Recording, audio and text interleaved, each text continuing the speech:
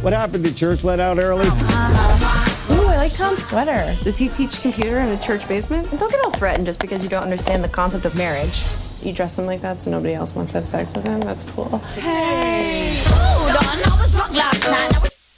Hey everybody, welcome to another Native Thoughts review. Native Thoughts here reviewing another summer movie. But before I go on with the review, if you are listening to this on SoundCloud, you could watch the same audio review on YouTube. And if you're watching this on YouTube, you can listen to the exact same audio that you are watching the video on SoundCloud audio format. And let's get back with the review. Another summer review this time.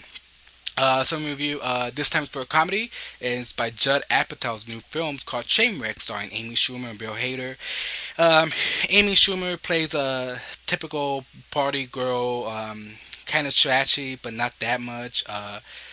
She pretty much likes to get drunk, have sex with any guy she meets, and do drugs every now and then. And to along the line, she works for a magazine. And she works for a men magazine, but she had to do an interview on Bill Hader's character, who is a athlete doctor. He's a doctor for athletic people, for sports athletes, like any football, baseball, whatever. That's what he does, and they fall in love, and that's pretty much just the plot of the movie. Well, I don't want to give us too much of the plot because it is one of the movies where it's kind of predictable, but it's not so much. For example, Amy Schumer, who I don't even think she's that funny, is pretty okay. She, in my opinion, she's not the funniest comedian I've seen out there. I've seen funnier. I think she's okay. I'm not the biggest fan of her stand-up, but if you're a fan of her show and her comedy, then it's a lot of her style, but a little bit toned down. That's what I really like with that. She is a co-writer of this film. She is the writer of this film, but instead of most comedians who put everything they learn from their comedy and everything that's about their characteristic on screen, she really tones it down and lets everybody else shine. For example, Bill Hader doing a really different role than he mostly does. He usually does that goofball impersonations and raunchy type. This time he's more of a straightforward leading man. You know, he's toned down, he's funny, but he's not not outshining nobody else, but he works where he has, and he has a middle line. He's not overacting, he's not being over straight, and he's not being over funny. He's just perfect at that pace. But along the movie, like I said, they fall in love. Most of their chemistry really works. It's really funny most of the time. That you really wonder how could a guy like that be with a girl like that. But it works in the sense of the story. Along the line, she has funny. Along the line of the movie, you have funny guest appearances because this is a Judd Apatow movie. You have funny cameos, which a small supporting cast by LeBron James, which is really funny. Who works well with the scenes that he has with Bill Hader. And then you have scenes that work well with Amy Schumer and the wrestler John Cena, who works really funny scenes. He's that type of guy who's just full of himself because of his body and his physique and everything. You have other characters. I believe everybody's spoiling, but Tilda Swinton, who's unrecognizable in this film, which I didn't even recognize at all until like halfway to the movie. But like I said, on the movie you do have their chemistry and it really works. You have a lot of cameos with them. One thing that I do have to complain pretty much with every Judd Apatow movie, in which they're really long. They overcome their welcome, and it should be toned down, because the problem is that that's the fucking problem. They're really drastically long. They shouldn't be that long.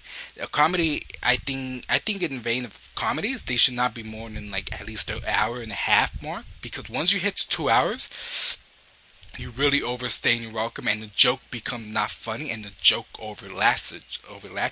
Because honestly, there were some scenes where I did fall asleep, but the thing is that I really felt that some of those scenes were not necessary in the movie, that could have been cut off. I think the movie would have been halfway near perfect if those scenes were taken off. A good 20 could have been taken off. 30 would have probably taken off major plot of the story.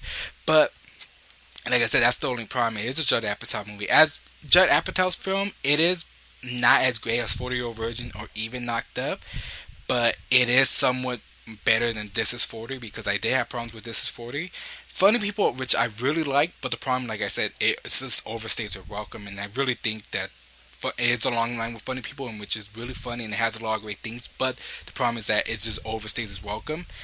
Um, Pretty much that's all I really have to say about the Trainwreck. I mean, it's entertaining and it's really funny, but it is long. The one thing I do have to recommend this film is just watch it at home, because a lot of stuff that you may want to watch, go back to, because there are also a lot of funny little jokes that you may miss that you want to go back and give it a second try and re-listen to the jokes. It's really funny. It even ends on a funny high note of a film.